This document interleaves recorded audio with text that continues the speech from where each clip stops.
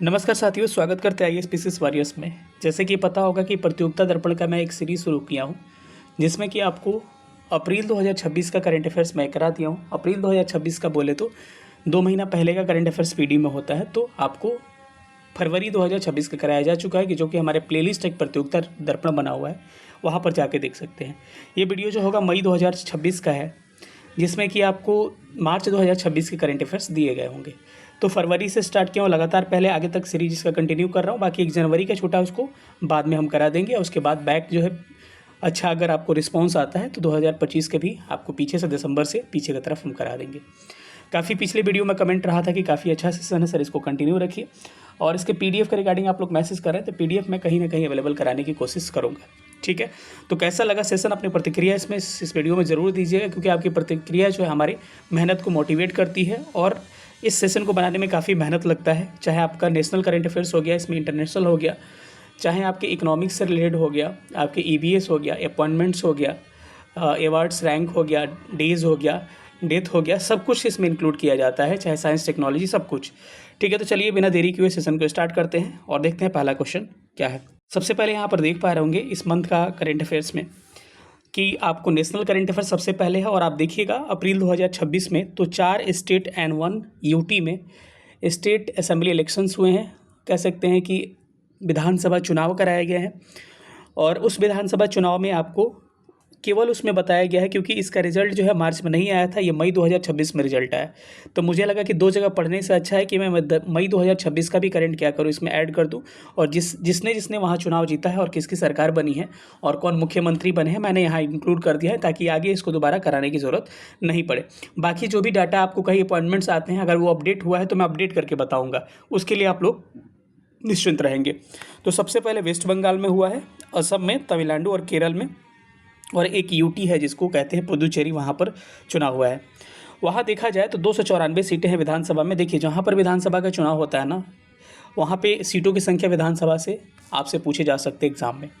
तो वेस्ट बंगाल में 294 सीटें हैं, और वहाँ पर आपको अब बीजेपी की सरकार बनी है। और उसमें आप देखिएगा तो आपको सीएम कौन बने हैं, शुभेंदु अधिकारी जो है, शुभेंदु अधिकारी को सीएम बनाया गया है। ठीक है, और वहाँ पे सबसे बड़ी बात है कि ममता बनर्जी का जो है टीएमसी जो है, तृणमूल कांग्रेस जो है, उसको मात्र जो है 80 सीटें मिली हुई है। तो ये आप देख सकते हैं कि बहुत दिनों के बाद से कांग्रेस का वहाँ सरकार बना हुआ है, बीजेपी का सरकार बना है, तो ये इंपॉर्टेंट आपके लिए हो जाता है। ठीक है, असम में पता है कि पिछले बार भी में हेमंत बिस्व शर्मा जो थे आपके वहाँ के सीएम थे, इस बार भी वही है, एनडीए सरकार की वहाँ गवर्नमेंट बनी है, और 102 सीटें इनको मिली हुई है। अगला देखा जाए आपको तमिलनाडु में 234 सीटें हैं, और डीवीके का सरकार बना है। डीवीके बोले तो तमिलगा वेट्री कजगम इसका पूरा नाम है। और यहाँ पर सीएम जो बने हैं आपको पता होगा उनका नाम थालापति विजय जिनको कहते हैं, सी जोसेफ विजय इनका नाम है पूरा। और यहाँ पर अगर देखिएगा तमिलनाडु में तो डीएमके को मात्र 59 सीटें मिली हुई है, इसको भी आप ध्यान रख सकते हैं। ठीक है, पुदुचेरी में जो है, केरल में अगर देखा जाए तो 140 सीटें हैं, और केरल में जो है यहाँ कांग्रेस का जो गठबंधन है, वहाँ पर कांग्रेस यूडीएफ है, उसको 102 सीटें मिली हुई है, वहाँ पे सरकार बनी हुई है। और वहाँ के सीएम कौन बने हैं, डी सतीशन जो है वहाँ के क्या बने हैं, सीएम बने हुए हैं। अगर पुदुचेरी की बात किया जाए तो वहाँ विधानसभा 30 सीटें हैं, और वहाँ पर जो है एन रंगास्वामी जो है एनडीए गठबंधन के अंतर्गत आते हैं। एनडीए गठबंधन में आप देख सकते हैं बीजेपी हो गया, या फिर AINRS आता है इसमें, तो ये इनका गठबंधन है। तो एनडीए को टोटल 18 सीटें मिली हुई है 30 में से, तो बहुमत यहाँ पर है, और एन रंगास्वामी जो है वहाँ के सीएम बनाया गया है। तो ये सारे महत्वपूर्ण करंट अफेयर्स थे, आप इसको ध्यान रखिएगा, आपके एग्जाम में पूछे जा सकते हैं जो सीएम बने हैं वो, या फिर किस पार्टी की सरकार बनी है, यहाँ से पूछे जा सकते हैं सवाल। अगला इंपॉर्टेंट करंट अफेयर्स आप देखा जाए तो आप देख सकते हैं कि जो भी हमारा स्वदेशी हमारा लाइट कॉम्पैक्ट हेलीकॉप्टर था जिसका नाम है प्रचंड, उसमें पहली बार उड़ान भरने वाली प्रेसिडेंट द्रौपदी मुर्मू बनी है। ये पहली राष्ट्रपति बनी है जो कि इसमें उड़ान भरी हुई है। तो इसका नाम याद रख सकते हैं, LCH प्रचंड इसका नाम है, जिसको क्या कहते हैं, लाइट कॉम्पैक्ट हेलीकॉप्टर कहा जाता है। ठीक है, और इसको उड़ाया किसने था, आप देख सकते हैं AN बधुआ इनका नाम है, इन्होंने इस विमान को उड़ाया था। अगला करंट अफेयर्स आप देख पा रहे होंगे INS अंजुदीप के बारे में, और INS अंजुदीप के ब्रैकेट में आपको थर्ड लिखा गया है, क्या थर्ड है मैं आगे आपको डिस्कस करूंगा। ठीक है, आईएनएस अंजदीप जो है एक्चुअली है क्या, तो ये उथले पानी, उथला का मतलब हो गया कि जहाँ पर पानी थोड़ा सा कम होता है, उसका सरफेस थोड़ा सा उठा हुआ होता है, पानी कम होता है। तो ये एक तरह का क्या है, एंटी सबमरीन वारशिप है। हिंदी में इसे कह सकते हैं कि उथले पानी में चलने वाले पनडुब्बी रोधी युद्धपोत है ये। और इस कैटेगरी का ये क्या है, तीसरा आपको कह सकते हैं वारशिप है। इससे पहले जो है इसको कहाँ सम्मिलित किया गया, चेन्नई पोर्ट पे, चेन्नई बंदरगाह पे 27 फरवरी 2026 को नेवी में शामिल किया गया है। और इसका निर्माण किसने किया है, तो गार्डन रीच शिपयार्ड लिमिटेड और प्लस इंजीनियरिंग ने इसको क्या किया है, बनाया है। और इस श्रेणी के 8 युद्धपोत जो हैं, वारशिप जो है इसके निर्माण किया जाएगा, जिस क्रम में आपको पता है कि पहला वारशिप जो है आईएनएस अर्नाला जो है 18 जून 2026 को शामिल किया जा चुका है। दूसरा जो है आईएनएस एंद्रोथ जो है 6 अक्टूबर 2026 को शामिल किया गया है।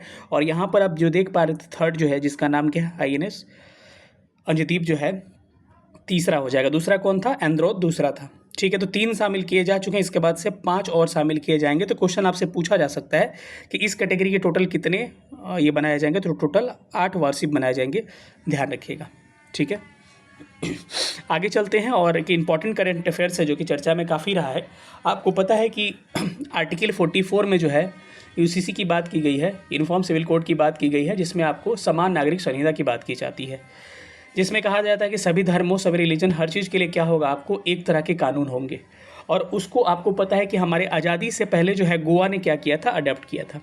लेकिन प्रश्न अब पूछा जाता है कि आज़ादी के बाद यानी 1947 के बाद से कौन कौन से राज्य अडॉप्ट किए हैं। आपने पता होगा कि उत्तराखंड ने पहली बार आज़ादी के बाद 1947 के बाद से इसको अपनाया है।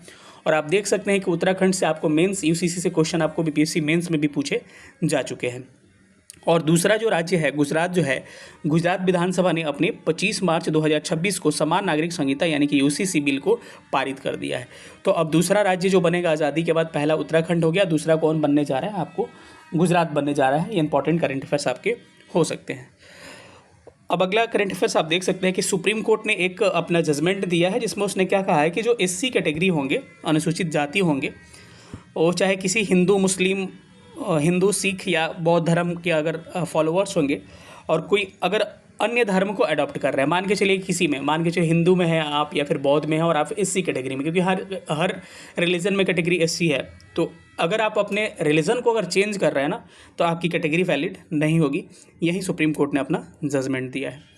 ठीक है, अगला करंट अफेयर्स आप देख सकते हैं कि एक जो संस्था कमीशन था जिसका नाम है नेशनल डेंटल कमीशन। ठीक है, पहला इसका नाम क्या था, डेंटल काउंसिल ऑफ इंडिया इसका नाम था। और 19 मार्च 2026 से इसका नाम क्या कर दिया गया, नेशनल डेंटल कमीशन कर दिया गया है। और इसके पहले चेयरमैन बनाए गए हैं डॉक्टर संजय तिवारी। इसको आप ध्यान रखिएगा। अगला करंट अफेयर्स आप देख सकते हैं कि कालिंजर जो है कि किला, ये कहाँ पर है, बांदा डिस्ट्रिक्ट उत्तर प्रदेश में है। और कालिंजर किले को जियोलॉजिकल सर्वे ऑफ इंडिया ने आपको हेरिटेज, नेशनल हेरिटेज साइट के रूप में यानी कि राष्ट्रीय भू विरासत स्थल के रूप में घोषित किया है। ठीक है, अभी तक देखा जाए नेशनल हेरिटेज जो है 70 नेशनल हेरिटेज है भारत में। और अब कंफ्यूज नहीं होना है कि एक आपको वर्ल्ड हेरिटेज साइट होता है, तो वर्ल्ड हेरिटेज साइट जो है इंडिया में 44 है। आपको पता होगा 44वें नंबर का विश्व विरासत स्थल कौन बना था, मराठा मिलिट्री लैंडस्केप बना था ऑफ इंडिया, ये बना था। आप इसको ध्यान रख सकते हैं। ठीक है, छोटे छोटे प्रश्न आपको कंफ्यूज कर सकते हैं। इसके साथ ही आपको दूसरा करंट अफेयर्स आपको मिलेगा कि चीता रीइंट्रोडक्शन प्रोजेक्ट जो है, आपको चीता पुनर्वास परियोजना जो है फिर से इसको शुरू किया गया था कब, 17 सितंबर 2022 को, यानी कि जो हमारे प्रधानमंत्री माननीय नरेंद्र मोदी जी हैं उनके जन्मदिन पे 17 सितंबर 2022 को शुरू किया गया था। ये डेट पूछा जा सकता है, ईयर पूछा जा सकता है। डेट तो याद रहेगा, ईयर आप भूल जाइएगा। याद करिए जब टोपी लगा के वहाँ पे गए थे आपको। ठीक है, पहला राउंड में आपको नामीबिया से 8 चीते लाए गए और दूसरे से 28 फरवरी को इसी साल जो है 9 चीते लाए गए हैं। मार्च 2026 तक देखा जाए तो भारत में टोटल चीतों की संख्या कितनी हो चुकी है, 53 हो चुकी है। दूसरा करंट अफेयर्स आप देख सकते हैं, iOS सागर मिशन जो है इसको लॉन्च किया गया है और ये सेकंड मिशन है। और पहला इसका लॉन्च किया गया था अप्रैल 2025 में, जिसमें INS सुनैना ने भाग लिया था। इसमें किसको कमीशन किया गया है, तो सेकंड ये है। और इसमें कमीशन किया गया INS कोची को। और 16 मार्च 2026 को ये संपन्न हुआ है। इंडियन नेवी जो है के द्वारा कराया गया और 16 देश इसमें शामिल है, तो इस चीज़ को आप ध्यान रख सकते हैं। मुख्यमंत्री भावाधिया सरकार योजना जो है ये किस राज्य सरकार की योजना है, पंजाब राज्य सरकार द्वारा लॉन्च की गई है। और इसके अगला करंट अफेयर्स आप देख सकते हैं कि राजस्थान सरकार ने माउंट आबू जो आप पढ़ते हैं किसका हाईएस्ट पीक है आप लोग बताइएगा। माउंट आबू जो राजस्थान में है उसका नाम बदलकर राजस्थान सरकार ने इसको अबुराज नाम रख दिया है। तो इसको आपसे प्रश्न पूछा जा सकता है कि माउंट आबू का वर्तमान में नाम राजस्थान सरकार के द्वारा बदल के क्या कर दिया गया, तो आप इसको ध्यान रखिएगा। अगला करंट अफेयर से गांव ग्वाला योजना एक शुरू किया गया है, ये भी राजस्थान सरकार के द्वारा शुरू किया गया है और इसमें जो भी गोवंश है उसको सुरक्षित रखना, गाय के जो वंश होते हैं उसको सुरक्षित रखने की बात की गई है और प्रत्येक जो है गांव में एक ग्वाला नियुक्त किया जाए। ग्वाला क्या होते हैं, जो गाय की देखरेख करते हैं, उनका दूध निकालते हैं, तो उनको ग्वाला कहा जाता है और उसको 10,000 रुपया क्या दिया जाएगा, सैलरी दिया जाएगा। तो किस राज्य सरकार का ये स्कीम है, गाँव ग्वाला योजना राजस्थान सरकार की स्कीम है। अगला current affairs international current affairs है जो कि काफ़ी महत्वपूर्ण इस बार इस मंथ में हुए हैं। आप देख सकते हैं कि यहाँ पर नेपाल में जो है जेनजी जो आंदोलन काफ़ी चर्चा में रहा और इसमें जो है जो केपी शर्मा ओली जो पहले यहाँ के प्रधानमंत्री थे उनको पद से हटा दिया गया और काफ़ी वहाँ पे आंदोलन हुए थे और जेनजी आंदोलन आपको सबको पता होगा। तो आप देख सकते हैं कि यहाँ पर नेपाल के नए प्रधानमंत्री कौन बन चुके हैं, तो याद रखिएगा 28 मार्च 2026 को शपथ लें। इनका नाम है पीएम बालेंद्र शाह। तो बालेंद्र शाह जो हैं नेपाल के नए पीएम बन चुके हैं और ये सबसे यंग पीएम है, सबसे युवा प्रधानमंत्री बने हुए हैं। इलेक्शन 5 मार्च को हुआ था, इसका रिजल्ट जो है 28 इसका रिजल्ट जो आया था उसके बाद शपथ इन्होंने 28 मार्च 2026 को लिया है। अब देखा जाए नेपाल में अगर देखा जाए तो टोटल जो है प्रतिनिधि सभा में 275 सीटें। अब प्रतिनिधि सभा क्या होता है आप समझ लीजिए, जैसे भारत में संसद होता है ना, संसद के दो होते हैं सेगमेंट, एक लोकसभा होता है, दूसरा राज्यसभा होता है। तो जो भी इलेक्शन प्रधानमंत्री के होते हैं भारत में लोकसभा से चुन के जाते हैं, आपको पता है कि लोकसभा का इलेक्शन होता है, उसी प्रकार से वहाँ पे निचले सदन को प्रतिनिधि सभा कहा जाता है, जिसमें सीटों की संख्या कितनी है, 275 है। और वहाँ के पार्लियामेंट को राष्ट्रीय पंचायत कहा जाता है, आपको पता ही होगा।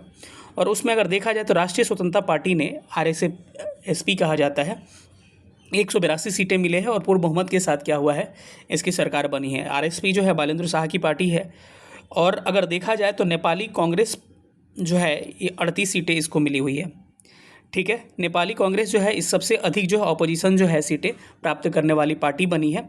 और जो भी आपके केपी शर्मा ओली थे उनका पार्टी का नाम ध्यान रखिएगा, वो अब चले गए हैं, मात्र उनको 25 सीटें ही मिल पाई है। इनके पार्टी का नाम था CPN UML यानी कि कम्युनिस्ट पार्टी ऑफ नेपाल और unified Marxist Leninist party UML। तो CPN UML इनका पार्टी का नाम था और इनको मात्र 25 सीटें मिली थी। इनका सीट इसलिए कह रहा हूँ क्योंकि लगातार ये प्रधानमंत्री रहे थे और जब ये प्रधानमंत्री रहे हैं भारत से संबंध नेपाल का अच्छा नहीं रहा है। एक इंपॉर्टेंट और करंट अफेयर्स पूछे जा सकते हैं कि PM बालेंद्र शाह जो था संसदीय क्षेत्र पहले मेयर हुआ करते थे और संसदीय क्षेत्र इनका क्या था, झापा 5 था। ठीक है, अगर बात किया जाए वहाँ पे राष्ट्रपति कौन है फिलहाल में, तो रामचंद्र पौंडेल जो है वहाँ के प्रेसिडेंट है। और अंतरिम सरकार एक बनी थी, आपको पता होगा, उनके केपी शर्मा ओली के बाद से तब तक जब तक ये आंदोलन चलता रहा PM सुशीला कार्की बनी थी।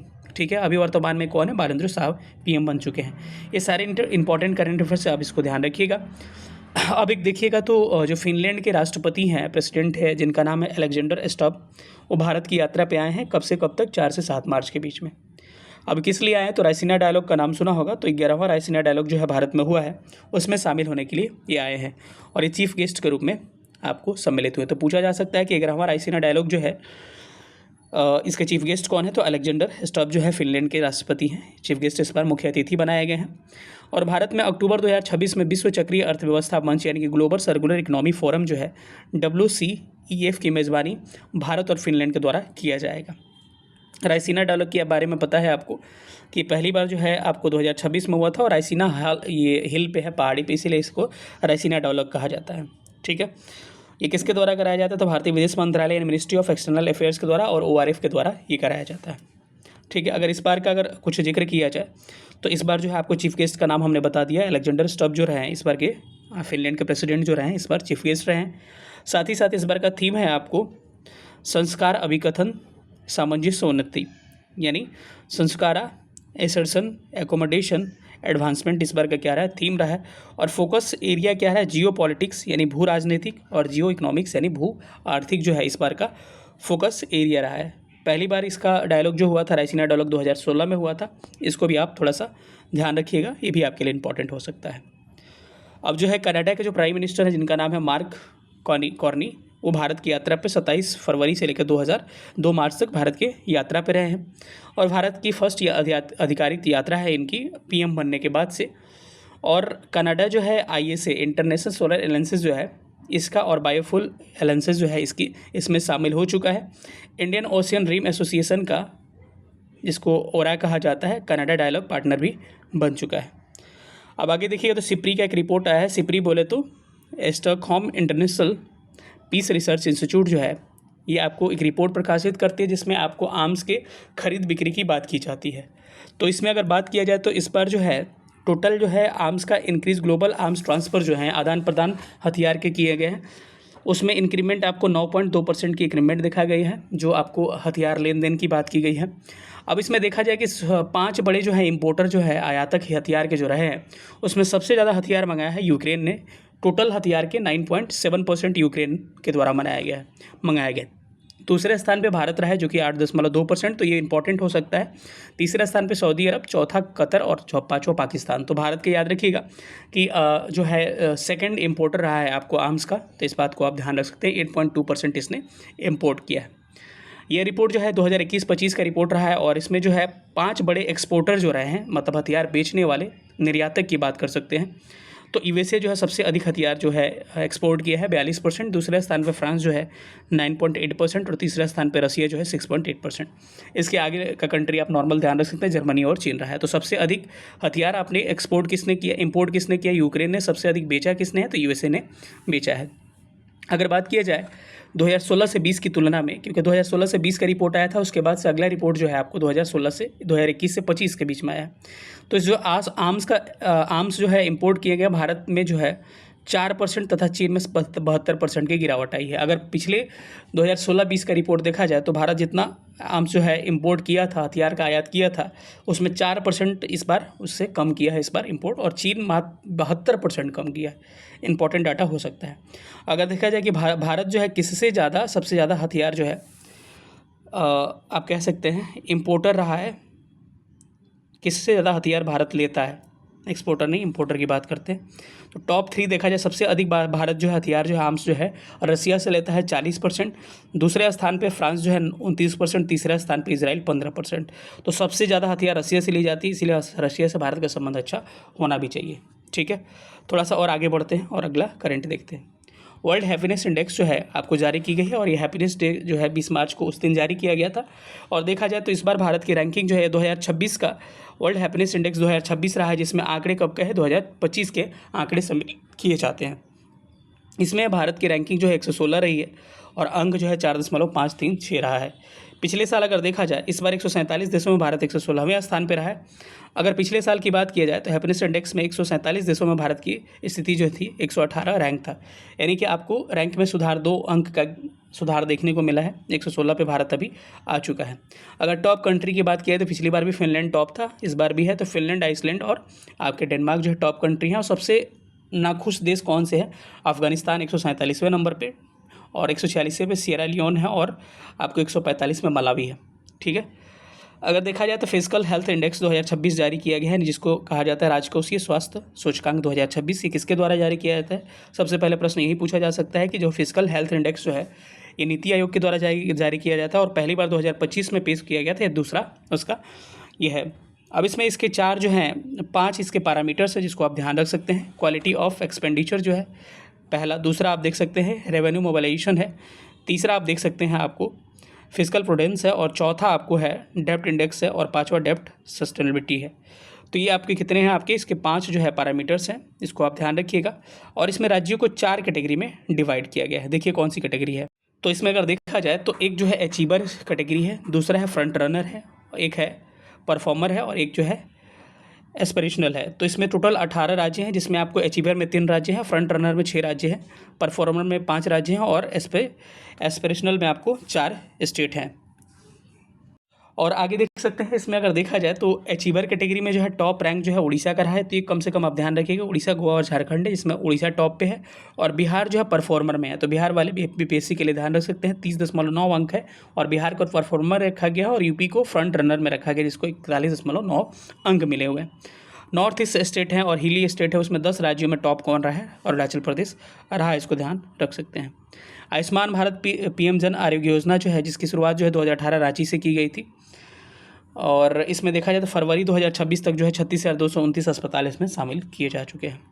नारियल प्रोडक्शन में कहा जाता है, नारियल कोकोनट प्रोडक्शन में इंडिया जो है पहले स्थान पर आ चुका है। 30.7% जो है नारियल जो है पूरे वर्ल्ड का ये क्या करता है, प्रोडक्शन कर रहा है। बजट 2026-27 में कोकोनट जो है प्रमोशन स्कीम जो है इसको लॉन्च किया गया है। भव्या आप देख सकते हैं यहाँ पर कि भव्या एक स्कीम जो है जो 3600 करोड़ के लागत से इसको लॉन्च किया गया है। भव्या का मतलब क्या होता है, भारत औद्योगिक विकास योजना 18 मार्च 2026 को लॉन्च किया गया और इसका उद्देश्य है कि इंडस्ट्री को डेवलपमेंट करना, यानी कि 100 plug and play ready to use industrial park बनाने की घोषणा की गई है इसमें। चलिए थोड़ा सा और हम लोग आगे बढ़ते हैं। नवीनतम सामान्य करंट अफेयर्स को हम लोग देखने की कोशिश करते हैं। इसमें देखा जाए सबसे पहले इलेक्शन के लिए आपको स्वीप जो है इंपॉर्टेंट रहा है। स्वीप जो है इसका फुल फॉर्म क्या होता है, systematic voters education and electoral participation. ठीक है, गवर्नर चेंज किए गए हैं और ये सारे गवर्नर फिर से मैंने अपडेट करके चेक कर लिया, कहीं पे बदलाव आपको नहीं हुए हैं क्योंकि सारा डाटा मैं अपडेट करके रखता हूँ। यहाँ पर देखा जाए तो बिहार के गवर्नर कौन बने हैं, सैयद अता हुसैन खां बने हैं। नागालैंड के नंदकिशोर यादव बने हैं। वेस्ट बंगाल के आर एन रवि बने हैं। तमिलनाडु के राजेंद्र विश्वनाथ आर्लेकर बने हैं। तेलंगाना के शिव प्रसाद शुक्ला बने हैं। महाराष्ट्र का विष्णुदेव शर्मा बने हैं, वर्मा बने हैं। दिल्ली में एलजी होता है, उपराज्यपाल होते हैं जो कि तरनजीत सिंह बने हुए हैं, जो भी यूटी होते हैं वहाँ पे। अगर हिमाचल प्रदेश की बात किया जाए तो कविंदर गुप्ता हैं और फिर एक यूटी की बात किया जाए लद्दाख का तो एलजी यहाँ के आपके विनय कुमार सक्सेना बने हुए हैं। आगे थोड़ा बढ़ते हैं तो चीन में भारत के जो है एम्बेसडर राजदूत जो है विक्रम दोरास्वामी को नियुक्त किया गया है। नीतीश कुमार जो है निर्विरोध जो है आपके जेडीयू के अध्यक्ष चुने गए हैं और पहली बार इनका चुनाव जो है अध्यक्ष के रूप में 2016 में किया गया था। एक और अपॉइंटमेंट्स है कि डिप्टी चीफ ऑफ आर्मी जो बने हुए हैं, यानी कि थल सेना के उप प्रमुख जो बने हुए हैं, लेफ्टिनेंट जनरल धीरज सेठ बने हुए, ये भी ध्यान रखिएगा। बीसीसीआई के द्वारा कुछ अवार्ड्स दिए गए हैं, उस अवार्ड्स को देखिएगा। तो अवार्ड्स में देखा जाए तो लाइफ टाइम अचीवमेंट अवार्ड जो है रोजर बिनी और राहुल द्रविड़ को मिला हुआ है। इसे क्या कहा जाता है, कर्नल सीके नायडू पुरस्कार भी कहा जाता है। और यही पुरस्कार आपको वुमेन में देखा जाए तो मिताली राज को मिला हुआ है। पॉली उमरगर जो है ये अवार्ड मिला है सुमन गिल और स्मृति मंदाना को। वनडे इंटरनेशनल क्रिकेट में जो है सर्वाधिक रन बनाने वाले महिला जो है स्मृति मंदाना है और सर्वाधिक विकेट लेने वाली महिला जो है दीप्ति शर्मा है। चीज़ों को मैं रिपीट इसलिए नहीं कर रहा हूँ ताकि ये वीडियो क्या हो जाएगी, लंबी हो जाएगी, इसीलिए रिपीट बार बार नहीं कर रहा हूँ। 98 नंबर का ऑस्कर अवार्ड मिला हुआ है 2026 में, इसे एकेडमी अवार्ड्स भी कहा जाता है। बेस्ट एक्टर का अवार्ड जो है पॉल थॉमसन एडिसन को मिला हुआ है। वन बैटल आफ्टर अनदर ये मूवी के लिए। तो कई बार आपको मूवी के नाम भी पूछे जा सकते हैं, ये नहीं कि किस मूवी के लिए ऑस्कर इस बार मिला हुआ है, ये पूछा जा सकता है। ये तो पॉपुलर होता है किस मूवी के लिए, तो इस बार बेस्ट फिल्म का अवार्ड भी उसी को मिला हुआ है, वन बैटल आफ्टर अनदर को। लेकिन कई बार जो है किसी मूवी के लिए मिलता है उस डायरेक्टर को अलग मूवी के लिए। जैसे यहाँ पर देखिए बेस्ट एक्टर का मिला है माइकल बी जॉर्डन को और किस मूवी के लिए, सीनर्स के लिए मिला हुआ है। ठीक है, तो इस तरह से पूछा जा सकता है कि बेस्ट फिल्म इस बार का वन बैटल आफ्टर अनदर है। बेस्ट डायरेक्टर जो है पॉल थॉमसन एंडरसन है। बेस्ट एक्टर जो है माइकल बी जॉर्डन है और किसके मूवी के लिए, सीनर्स के लिए, भी ध्यान रखिएगा। और बेस्ट एक्ट्रेस जो का अवार्ड मिला हुआ है जेसी बंकले को मिला हुआ है, किस मूवी के लिए, हैमलेट के लिए। हैमलेट के बारे में पिछला वीडियो में मैंने कुछ बताया था, आपको कमेंट करके बताना है कि हमने क्या बताया था। भारत की हिंदी फिल्म जो है होम बाउंड वर्ष 2026 की प्रविष्टि में, अंतर्राष्ट्रीय फिल्म में आपको प्रविष्टि मिली थी भारत की तरफ से। मूवी का क्या नाम था, होम बाउंड था। ज्ञानपीठ पुरस्कार दिए गए हैं 2026 के, आप देख सकते हैं इस बार। तो इसमें देखा जाए तो पहली बार 1965 में दिया गया था किनको, जी शंकर कुरूप को मलयालम भाषा के लिए। और इस बार जो है वेरामुथु रामास्वामी को मिला है जो कि तमिल कवि हैं और ये किसी तमिल साहित्यकार को तीसरी बार दिया गया है। पहली बार जो है इनको पद्म श्री भी मिल चुका है 2003 में और 2014 में पद्म भूषण भी मिल चुका है। तो आपसे पूछा जा सकता है कि ज्ञानपीठ पुरस्कार जो है 60वें नंबर का किसे इस बार मिला हुआ है 2025 का, तो याद रखिएगा वेरामुथु रामास्वामी को मिला हुआ है, ये तमिल कवि है। अगर देखा जाए 59 नंबर का आपको किसको दिया गया था, तो विनोद कुमार शुक्ल को। 58 नंबर का दिया गया था स्वामी राम भद्राचार्य और गुलजार को दिया गया था। सरस्वती सम्मान भी इस बार अब दिए गए हैं, किसके द्वारा दिया जाता है, के बिरला फाउंडेशन के द्वारा दिया जाता है। और 35 नंबर का है इस बार को, किसको मिला है इस बार, तो 35 नंबर का मिला है सरस्वती सम्मान 2025 राम कुमार मुखोपाध्याय को मिला है। बांग्ला भाषा के लिए, बांग्ला के लिए मिला हुआ है। हर पार्वती कथा ये बुक है, इनके लिए दिया गया है। ठीक है, पहली बार 1991 में सरस्वती सम्मान हरिवंश राय बच्चन को मिला हुआ था। अगला करंट अफेयर से टाटा समूह के चेयरमैन जो है नटराजन चंद्रशेखर को ब्रिटेन का नाइटहुड सम्मान प्रदान किया गया है। स्टॉक होम वाटर प्राइज़ दिया गया है 2026 का। जल के क्षेत्र में इसे नोबेल पुरस्कार कहा जाता है, किसे मिला हुआ है, काव्य मदानी को मिला है। जल दिवालियापन पर रिसर्च के लिए। साहित्य अकेडमी पुरस्कार 2025 का मिला है, किस भाषा के लिए दिया जाता है? तो 22 लैंग्वेज और इंग्लिश और राजस्थानी, जो 22 हमारी भाषा शामिल है हमारे शेड्यूल में, उसके लिए प्लस उसमें इंग्लिश और राजस्थानी को जोड़ के टोटल 24 भाषा के लिए दिया जाता है। हिंदी और इंग्लिश को याद रखने की ज़रूरत है आपको। हिंदी के लिए मिला है ममता कालिया को, किस चीज़ के लिए? इनका संस्मरण है जिनका नाम है जीते जी इलाहाबाद, उसके लिए। और इंग्लिश का नवतेज सरना को मिला है क्रिसमस स्प्रिंग के लिए, इनका ये नोबल है इसके लिए। तो इंग्लिश का याद रखिएगा, नवतेज सरना किसके लिए? क्रिसमस स्प्रिंग के लिए नोबल है इनका। और हिंदी के लिए ममता कालिया, जो कि इनका जीते जी इलाहाबाद एक संस्मरण है उसके लिए। आगे बढ़ते हैं तो हॉकी इंडिया पुरस्कार 2025 अभी हाल ही में मिला हुआ है, जिसमें आपको मेजर ध्यानचंद जो है लाइफ टाइम अचीवमेंट अवार्ड में 25 लाख रुपये दिए जाते हैं, तो जफ़र इकबाल को मिला हुआ है। सर्वश्रेष्ठ पुरुष खिलाड़ी जो है बलबीर सिंह सीनियर को मिला हुआ है, इसको बलबीर सिंह सीनियर पुरस्कार भी कहा जाता है, इसमें 20 लाख रुपया दिया जाता है और हार्दिक सिंह को मिला हुआ है। सर्वश्रेष्ठ महिला खिलाड़ी का अवार्ड जो है नवनीत कौर को मिला हुआ है। सर्वश्रेष्ठ गोलकीपर जो है बिच्छू देवी खारीवान को दिया गया है। सर्वश्रेष्ठ उदयमान मतलब कि बेस्ट इमर्जिंग प्लेयर जो है किसको मिला हुआ है? प्रिंसदीप सिंह मेल में, और साक्षी राणा जो है इसको फीमेल में दिया गया है।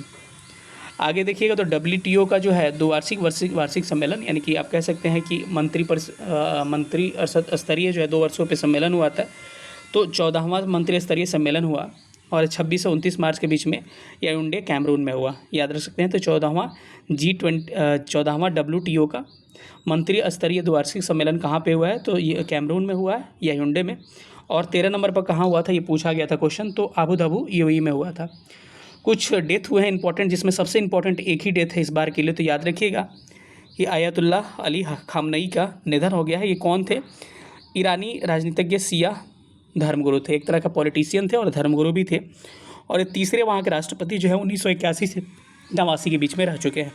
28 फरवरी को इनका निधन हो गया। कैसे निधन हुआ? अमेरिका का जो हमला हुआ था इस क्रम में इनका निधन हो गया। विश्व भर में जो है शियाओं ने शोक प्रदर्शित किया और ईरान में 7 दिन का सार्वजनिक अवकाश जो है छुट्टी भी मनाई गई, और साथ ही साथ 40 दिन का वहाँ पे नेशनल जो है राष्ट्रीय शोक भी मनाया गया। इंपॉर्टेंट है, बहुत ध्यान रखिएगा। इंपॉर्टेंट डेज बताए गए हैं। विश्व वन्यजीव दिवस यानी कि वर्ल्ड वाइल्ड लाइफ डे जो है 3 मार्च को मनाया जाता है। इस बार का थीम क्या है? Medicine, aromatic plants, conserving health heritage and livelihood, इस बार का थीम रहा है। राष्ट्रीय सुरक्षा दिवस, नेशनल जो है सेफ्टी डे जो है ये आपको 4 मार्च को मनाया जाता है। जन औषधि दिवस 7 मार्च को मनाया जाता है। और अंतर्राष्ट्रीय महिला दिवस यानी कि इंटरनेशनल वुमेंस डे जो है 8 मार्च को मनाया जाता है। इस बार की थीम क्या है? वुमेंस डे का गिव टू गेन जो है इस बार की थीम है। विश्व उपभोक्ता अधिकार दिवस जो है वर्ल्ड कंज्यूमर राइट्स डे, ये 15 मार्च को मनाया जाता है। राष्ट्रीय टीकाकरण दिवस, नेशनल वैक्सीनेशन डे जो है 16 मार्च को मनाया जाता है।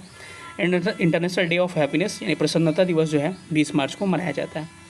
वर्ल्ड स्पैरो डे, विश्व गौरैया दिवस 20 मार्च को मनाया जाता है। वर्ल्ड फॉरेस्ट डे, विश्व वन दिवस 21 मार्च को मनाया जाता है। बिहार दिवस 22 मार्च को मनाया जाता है। इस बार का थीम क्या है? उन्नत बिहार, उज्ज्वल बिहार जल, इस बार की क्या है थीम है? उन्नत बिहार, उज्ज्वल बिहार। और कितने नंबर का बिहार दिवस मनाया गया, आपको क्या करना है? हमको कमेंट करके बताना है किस बार कितने नंबर का 2026 में बिहार दिवस मनाया गया। विश्व जल दिवस, वर्ल्ड वाटर डे जो है, वर्ल्ड वाटर डे जो है 22 मार्च को मनाया गया। इस बार का थीम क्या है? वाटर एंड जेंडर, जल और लैंगिक समानता। ठीक है, वाटर एंड जेंडर इक्वलिटी हो सकता है, लैंगिक समानता की बात कर रहा है। ठीक है। विश्व मौसम विज्ञान दिवस यानी कि वर्ल्ड मेट्रोलॉजिकल डे जो है 23 मार्च को मनाया जाता है। वर्ल्ड टीबी डे जो है 24 मार्च को मनाया जाता है। इस बार का थीम क्या है? Yes we can end TB, led by countries, powered by people, इस बार की थीम है। अर्थ आवर जो है 28 मार्च को मनाया जाता है। ये हर साल जो है मार्च महीने के आखिरी शनिवार को मनाया जाता है, जिसमें आपको हमारी क्लाइमेट चेंज के लिए आपको ऊर्जा की बचत की बात की जाती है, जिसमें हमको जितने बिना काम के लाइट्स होते हैं सबको बंद किया जाता है। तो मैक्सिमम लाइट बंद करने की बात की जाती है, एनर्जी कंजप्शन को बंद की जाने की बात की जाती है। तो अर्थ आवर जो है 28 मार्च को मनाया गया है। बुक एंड ऑथर की बात की तो कुछ इंपॉर्टेंट बुक एंड ऑथर है, जिसमें देख सकते हैं कि क्रिसमस स्प्रिंग जो है नवतेज सरना की बुक है ये, और ये कहाँ पर अभी चर्चा में पीछे हम लोग देखे थे, आपने देखा होगा। It's easy to be healthy जो है ये मलाइका अरोरा की किताब है।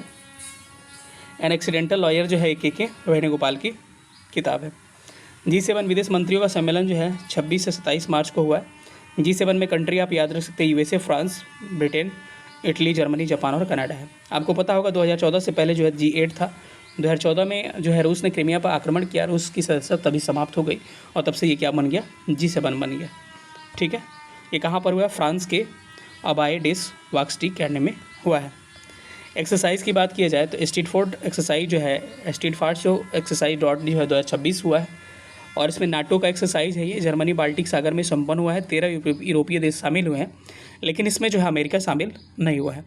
ऑपरेशन ऊर्जा सुरक्षा जो है यूएसए, इजराइल तथा ईरान के मध्य युद्ध से भारत द्वारा ऊर्जा की आवश्यकता की पूर्ति की बात की जाती है कि यहाँ पर यूएसए, इजराइल, ईरान के मध्य युद्ध चल रहा है, तो भारत द्वारा कैसे ऊर्जा की सप्लाई को क्या किया जाएगा, कंटिन्यू रखा जाएगा, उसके लिए आपको ऑपरेशन ऊर्जा सुरक्षा की बात की गई है। वज्र प्रहार जो है भारत और यूएसए के बीच में होता है, कितने नंबर का हुआ? 16वां नंबर का। कहाँ पर हुआ है? तो हिमाचल प्रदेश के बकलोह में हुआ है ये। धर्म गार्जियन से सवाल एडीओ में भी पूछा गया था, भारत और जापान के बीच में होता है, कितने नंबर का है? 7वें नंबर का। कहाँ पर हुआ? तो उत्तराखंड के चौबटिया में हुआ। 2018 से इसको शुरू किया गया था। आगे बढ़ते हैं तो लेमिते जो है एक्सरसाइज जो है भारत और सेशल्स के बीच में होता है, 11 नंबर का है। 2001 में इसको स्टार्ट किया गया था। ये त्रिसेना है, यानी कि आप आर्मी, नेवी और एयरफोर्स तीनों शामिल होते हैं, और ये सेशल्स डिफेंस एकेडमी में संपन्न हुआ है। कगाडू जो है बहुराष्ट्रीय नौसैनिक अभ्यास है जो ऑस्ट्रेलिया कराता है। मल्टीनेशनल नेवल एक्सरसाइज कह सकते हैं इसको। भारत इसमें क्या भाग लिया है? तो आईएनएस नीलगिरी भाग लिया है। और क्यों इसको भाग लिया गया है? तो ऑस्ट्रेलिया नौसेना के जो है नेवी के 125 वर्ष पूरे हुए हैं, तो ऑस्ट्रेलिया ने फ्लीट रिव्यू जो है कराया है, उसमें भारत के आईएनएस नीलगिरी ने भाग लिया है। आगे थोड़ा सा बढ़ते हैं यहाँ पर। और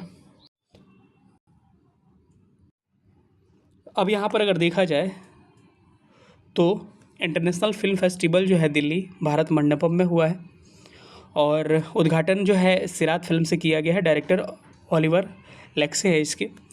स्पोर्ट्स से रिलेटेड जो है रणजी ट्रॉफी इस बार बड़ा इंपॉर्टेंट है 2025-26 का, जिसमें कि जो जम्मू कश्मीर जो है पहली बार ये जीत हासिल किया है। किसके बीच में फाइनल हुआ था? जम्मू कश्मीर और कर्नाटक के बीच में, जिसमें रणजी ट्रॉफी जो है जम्मू कश्मीर के द्वारा जीता गया। 92 नंबर के ग्रैंड मास्टर कौन बने हैं? आर्यन वार्ष्णेय बने जो दिल्ली के हैं। 93 नंबर का आरव डेंगला बने हैं, मुंबई के हैं। 94 नंबर का मयंक चक्रवर्ती गुवाहाटी के हैं, ये बने हैं। इंडियन ओपन 2026 जो है मुंबई में संपन्न हुआ है हाल ही में, और इसमें देखा जाए तो महिला विजेता जो है अनाहत सिंह रही हैं, और पुरुष विजेता जो है अभय सिंह रहे हैं। आगे देखा जाए तो फर्स्ट राष्ट्रीय इंडोर एथलेटिक्स चैंपियनशिप 2026 संपन्न हुआ है। कहाँ पर? उड़ीसा में संपन्न हुआ है, भुवनेश्वर में। इंडियन वेल्स ओपन जो है 2026 अभी संपन्न हुआ है, जिसमें आपको मेंस सिंगल में विजेता यानिक सिनर रहे हैं, इटली के हैं, और उप विजेता जो है डेनिल मेदवेदेव रहे हैं, रूस के रहे हैं। इनको हरा के यानिक सिनर जो बने हैं विजेता बने। वुमेंस में देखा जाए तो विजेता आर्यन सबलंका जो है बेलारूस के ये बनी है। किनको हरा के? तो एलेना रेबेकिना को हरा के, जो कि कजाकिस्तान की है। अब वाईसीसी वर्ल्ड कप जो है बहुत इंपॉर्टेंट, यहाँ से सवाल पूछे जा सकते हैं। जो है विश्व कप जो है ये जो संपन्न हुआ 2026 में 10वां नंबर का था, और पहली बार 2007 में संपन्न हुआ था। कितना? T20 वर्ल्ड कप है ये, और ये इसका फाइनल मैच जो है भारत और न्यूजीलैंड के बीच में हुआ था। आपको पता होगा, वो दिन याद होगा। भारत जो है तीसरी बार इसका विजेता बना है, पहली बार 2007 में, फिर 2024 में, फिर इस साल 2026 में न्यूजीलैंड को हराया। वो विजेता न्यूजीलैंड रहा है। ये कहाँ पर फाइनल मैच हुआ है? तो नरेंद्र मोदी इंटरनेशनल स्टेडियम अहमदाबाद में हुआ है, और इसकी मेज़बानी कौन किया है? तो भारत और श्रीलंका के द्वारा की गई है। बांग्लादेश के स्थान पर स्कॉटलैंड को शामिल किया गया था, ये भी इंपॉर्टेंट है। उसके बाद प्लेयर ऑफ दी मैच बने हैं Sanju Samson. Player of the final match बने हैं जसप्रीत बुमराह। सर्वाधिक रन बना है साहिबजादा फरहान, और सर्वाधिक विकेट लिए हैं जसप्रीत बुमराह और वरुण चक्रवर्ती। 14 विकेट लिए हैं लोग। आगे बढ़ते हैं तो साइंटिस्टिक से रिलेटेड कुछ न्यूज़ है, इसको हम लोग देख लेते हैं। सबसे पहले जो है चयापचय यानी कि आपको मेटाबॉलिक जो है रोग जो है, मेटाबॉलिक रोग क्या होता है? एनर्जी ट्रांसफॉर्मेशन इसमें नहीं होता है, ऊर्जा का रूपांतरण नहीं हो पाता है, डिस्टर्ब हो जाता है। और जो होता है कि Bharat global burden of disease अध्ययन के अनुसार एशिया प्रशांत क्षेत्र में प्रमुख केंद्र के रूप में भारत उभरा हुआ है। और ये जो है मेटाबॉलिक रोग कौन कौन होते हैं? जैसे आपको डायबिटीज़ हो गया, थायराइड हो गया, फैटी लिवर हो गया, ETC जो है ये क्या है? ऐसे रोग होते हैं। गुजरात के सानंद में देश की पहली सेमीकंडक्टर असेंबली और परीक्षण सुविधा जो है उद्घाटन किया गया है, ध्यान रखिएगा। बजट 2026-27 में इंडिया सेमीकंडक्टर मिशन 2.0 शुरू किया गया, यानी कि पहला इसका जो है 2.1 जो है 2021 में शुरू किया जा चुका है $10 अरब के साथ, और ये 2.0 जब 2026-27 के बजट में घोषित किया गया। आगे बढ़ते हैं तो सर्वाइकल कैंसर की रोकथाम के लिए 28 फरवरी 2026 को 14 वर्ष से कम उम्र की लड़कियों के लिए ह्यूमन पैपिलोमा वायरस जो है HPV जिसे कहा जाता है टीकाकरण प्रारंभ किया गया। तो ये सर्वाइकल कैंसर की टीकाकरण है, और इसमें आपके गार्डसिल दवा और सार्वभौमिक टीका दिया जाता है, वैक्सीन दिया जाता है, जो किसके सार्वभौमिक टीका जो है ICMR और सीरम इंस्टीट्यूट के द्वारा विकसित किया गया। मूनशॉट परियोजना जो है किसकी है, IISc बेंगलुरु प्रतिष्ठा ट्रस्ट के द्वारा शुरू किया गया है। इसका उद्देश्य क्या है कि मस्तिष्क की कार्य क्षमता को सहारा देने वाले उन्नत ब्रेन को प्रोसेसर के रूप में विकसित करना। हरीश राणा बनाम भारत संघ के मामले में सुप्रीम कोर्ट ने एक अपना फैसला दिया, जिसमें पैसिव यूथनेसिया जो है, निष्क्रिय इच्छा मृत्यु की इजाज़त इसने दी है। पहली बार इसकी इजाज़त दी गई थी 2011 में अरोड़ा रामचंद्र शानबाग केस में। ठीक है, अगला जो है शटल मिसाइल चर्चा में रहा। ये कैसा मिसाइल है, सरफेस टू एयर मिसाइल है।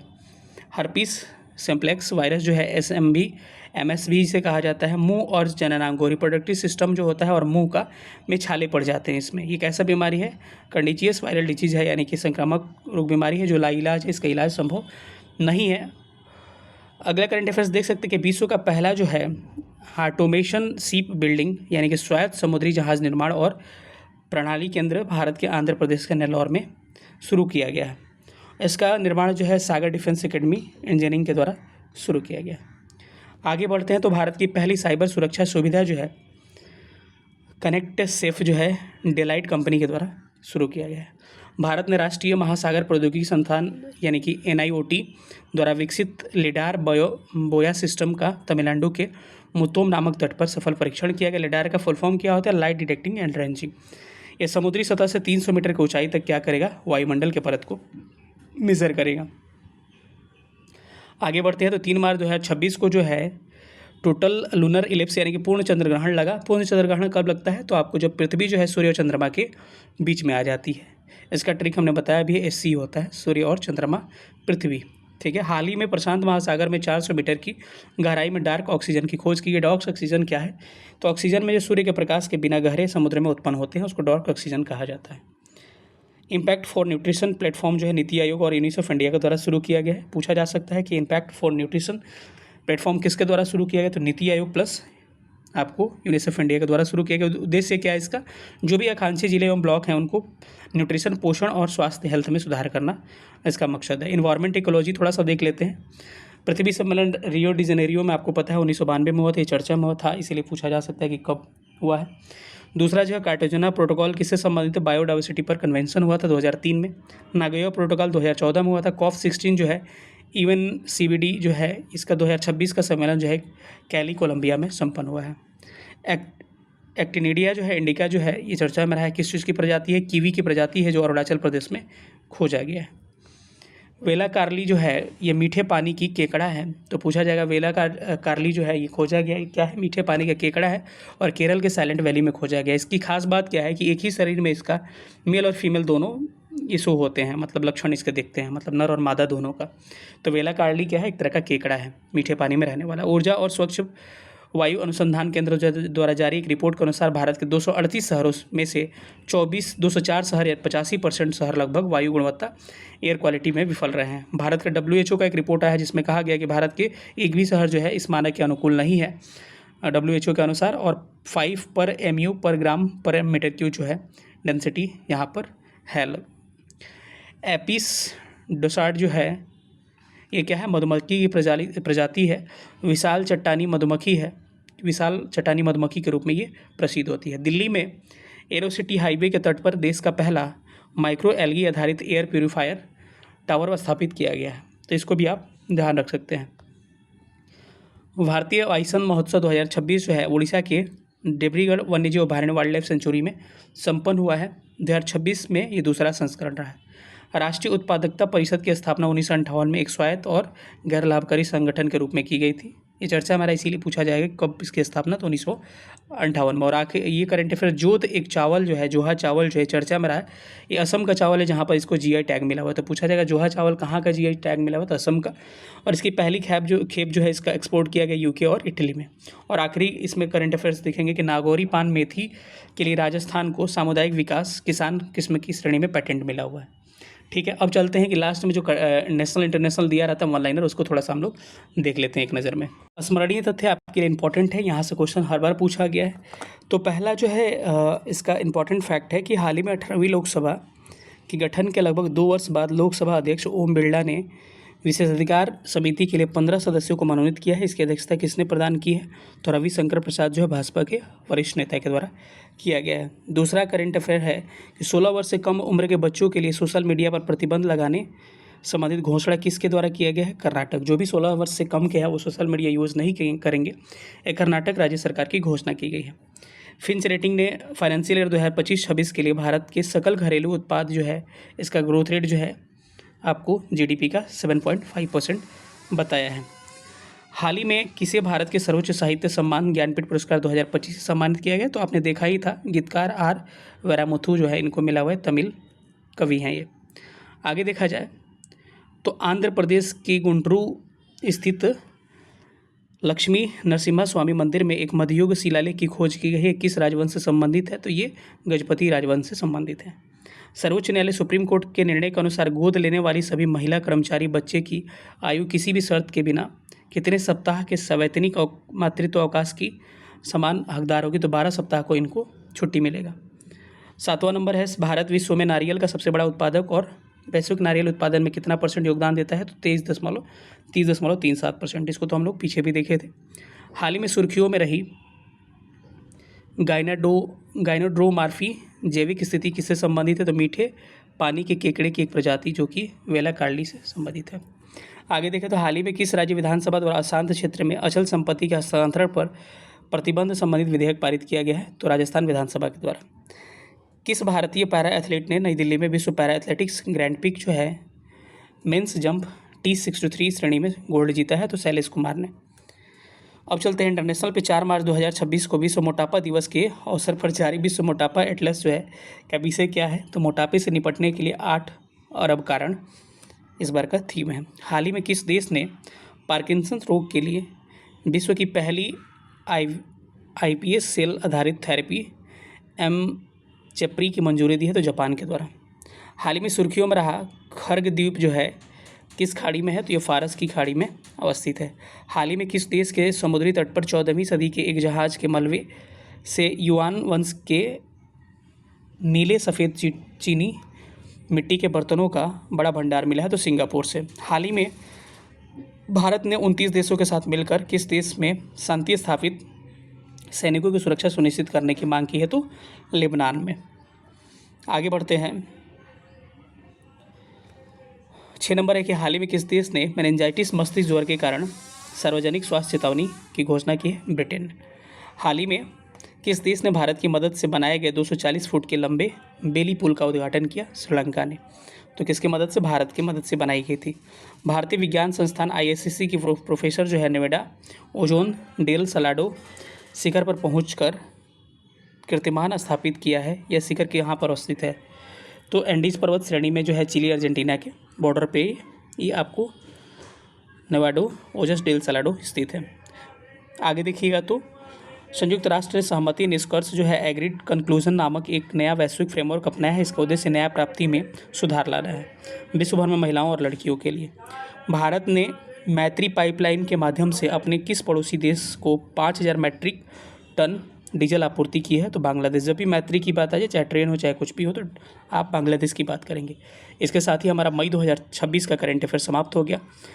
अगला जो है जून का जल्द ही करंट अफेयर्स अपलोड किया जाएगा। आपका दायित्व तो बनता है इस वीडियो को अधिक से अधिक शेयर करिएगा। जितना ज़्यादा से ज़्यादा व्यू आएगा, जितना ज़्यादा से ज़्यादा आप शेयर करिएगा, जितना ज़्यादा से ज़्यादा आप कमेंट करिएगा इसमें, उतना ही ज़्यादा से ज़्यादा जल्दी वीडियो आएगा।